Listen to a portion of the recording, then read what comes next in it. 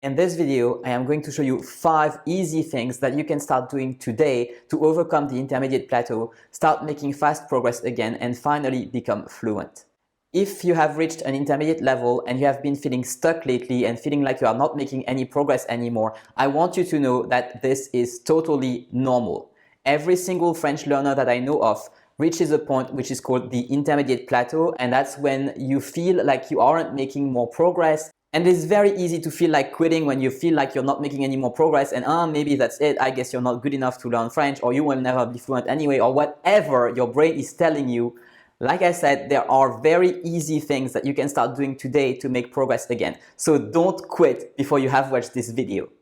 My name is Plateau, I'm your French learning coach, and most of my students actually start working with me when they are at this point of stuckness where they feel like they aren't making the progress that they want. And according to their testimonials, which you can see right here, I know a thing or two about how to overcome the stuckness and start making progress fast. And here are the 5 best strategies that I use with them. So my first strategy, which is perhaps a little bit counterintuitive, is to be extremely picky with what you use to learn French. You need to know what you want from your French study and only learn what helps you move forward. So if you're an intermediate student, for better or worse, it means that most resources that you find will just not be the right ones for you, because either they're geared towards beginner, just because beginners are a much larger group, and so people who create programs tend to create programs for beginners a lot more than for intermediate students.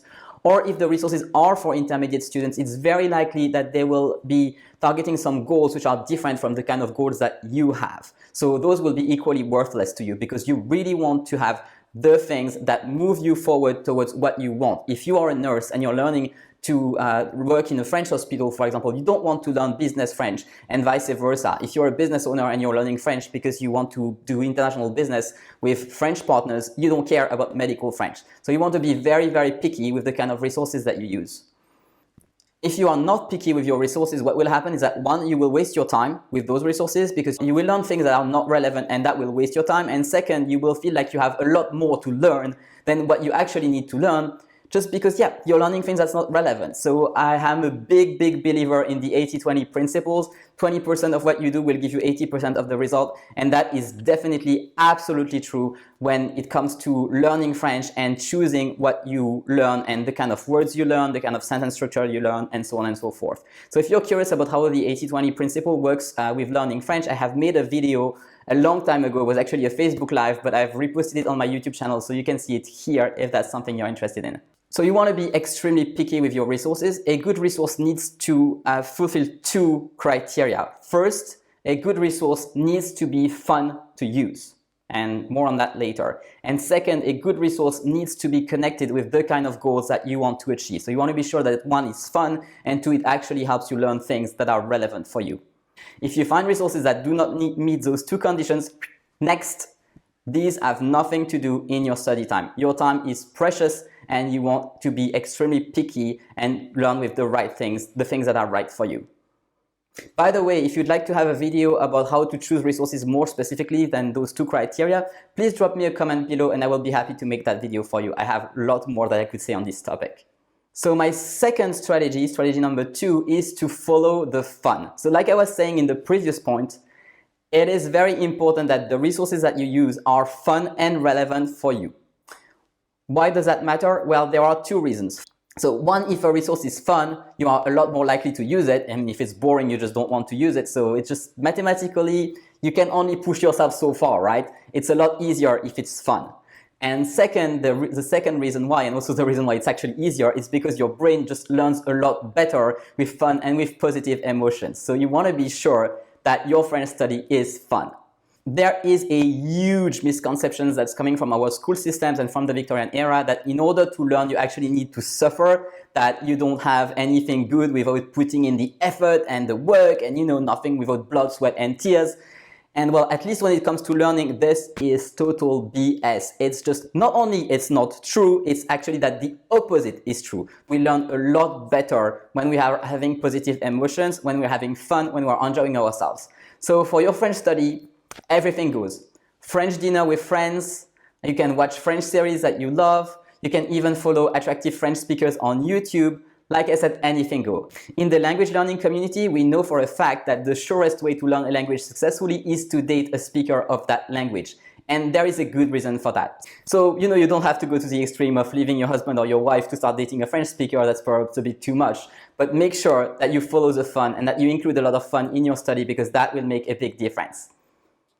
Number 3, and that might be a little bit infuriating for you if you're currently feeling stuck, but hear me out because it's really important. Do not self-identify with the stuckness. What does that even mean?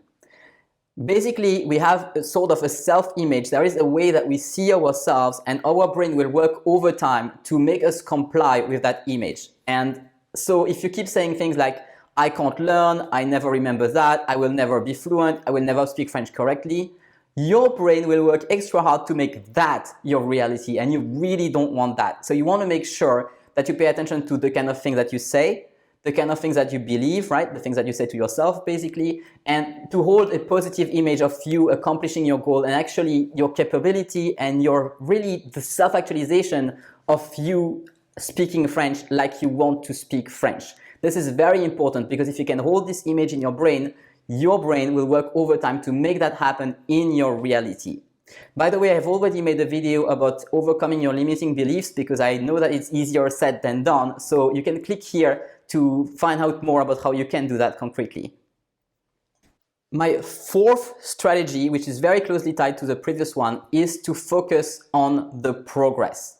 And I am not saying this lightly, because I can very clearly see with my students that I keep repeating that to themselves, and heck, I actually keep repeating that to myself with my own studies and the kind of things that I want to be doing in my life. So it's also a piece of advice that I'm giving to myself.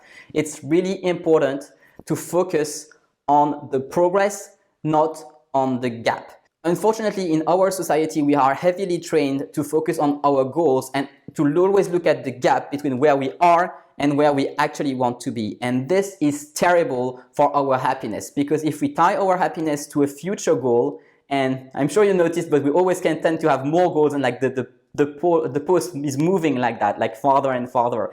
And it's like chasing the horizon. You actually cannot reach the horizon. So if you tie your happiness to reaching the horizon or to reaching your goal or your next goal or your next goal, you just will never be happy. Not only this is true in every walk of life, and I'm sure you've observed it in your life in general, your professional life or whatever you're learning, but it is even more true for the intermediate plateau, because when you're in the intermediate plateau, there is potentially so much more that you can learn, that you have this ideal image of what it means to be fluent and knowing everything, and you look at all this stuff and you feel really bad in comparison to, wow, it could be so much better, except you suck, right? And yeah, you feel like you suck, and you don't feel like you're making any progress unless you very specifically look at your progress. And you really need to do that once in a while, just so you feel better about your accomplishment and you actually feel capable of accomplishing what comes next. And this concept is explained wonderfully in The Code of the Extraordinary Mind by Vishen Lakhiani, which is a book that I absolutely recommend to you. And he's quoting business coach Dan Sullivan, who said it this way: "The moment I start feeling disappointed or discouraged, or I start feeling really tense, I immediately say, okay, what are you measuring against?" And sure enough, I'm measuring against the ideal. So the moment I say, okay, turn around, where did you come from? And the moment I turn around and I measure backwards from my starting point for this particular activity, bang, I feel great. I've learned a lot. We've made tremendous progress. In a matter of a few seconds, I go from the negative zone of being in the gap to the positive zone of measuring my actual progress. I don't know about you, but that's the kind of attitude that I want to have at least once in a while. It's good to have your eyes on the goal, but it's really good to also see the progress you are accomplished and that you have actually moved towards your goal. So you can use this worksheet for this. It's a free worksheet that I give to everyone who is watching my videos, and I strongly recommend you use it. Here there is a built-in system to be able to track your progress. So not only it will let you define what fluency is, but it will also serve as your roadmap for your entire French study. So once you have filled the worksheet, it will look something like this. You can see here on the screen, this is one worksheet that I have filled for one of my 1-1 students, right? And then you have to evaluate your level on the columns at the right side of the worksheet. And I recommend you reevaluate your level every month. You can see here, for example, the evaluation after 1 month. You can see the black ticks that represent the first evaluation of that student, and then the green ticks that represent the second evaluation of that student on the second month. And then you can very clearly see on the left side of the red line that would be the so-called reverse gap. That's what they call it in that book by Vishen Lakhiani, where you can actually see the progress. So instead of looking always at what's left, meaning like the right side where you still don't have any ticks, the goal with this worksheet is to get all the ticks in the column 4, right? Because the column 4 is where fluency is.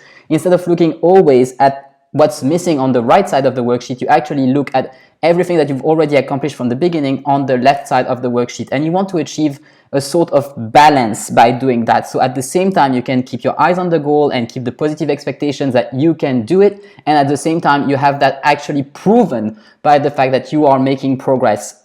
And you see that right in front of your eyes thanks to this worksheet, because the ticks are moving towards the right side. So you can see the progress that you've been doing. This is a very, very powerful process.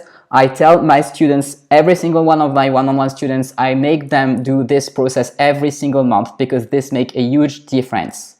So I strongly recommend you download this worksheet and you do this as well. And this will help you track your progress, and this will also help you keep a positive self-image, because it's one thing to try and actively work on your limiting beliefs like I was explaining in the point before, but it's also very important to actually see it on paper and see that you are making progress. If you're not looking at your progress, you might just well be feeling that you're stuck while you actually are not. You are really making progress.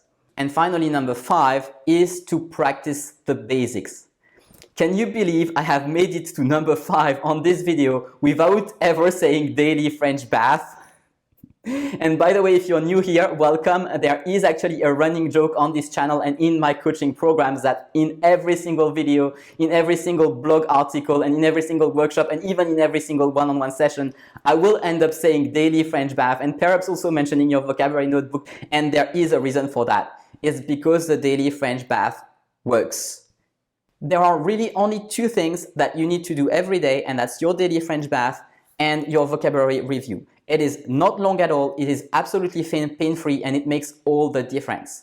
And if you're skeptical about this and you're like, oh yeah, this guy says that, but it's because like the polyglot's got the polyglot brain and whatnot, and that it works for him, it doesn't work for me, check the comment sections under my videos and see what my students are saying about the daily French bath and the vocabulary review. And if you are already practicing the daily French bath or the vocabulary review or any tips that I've given to you for that matter, please leave a comment below for the other people so that they know that it actually does work. Because it's like everything. It works if you work it, so if you keep watching those videos and you don't apply, then that's normal that you don't get results. But the people who do apply it, they get results. And if you're one of these persons, please take a moment to leave a little comments for all the other people who will come after you and watch this video. Thank you. I'm pretty sure this is something you can relate to. No matter which field you're in, there are a couple of basic principles that you need to stick to, and it's simple, but it's not easy, and how well you can stick to it makes how competent you are. And it is absolutely the same for learning French. There are very simple principles that you can use on and on to make progress very reliably. So if you don't know yet what these basics are and how to practice them efficiently, I have just created a playlist with all the videos that detail them and how you can master them.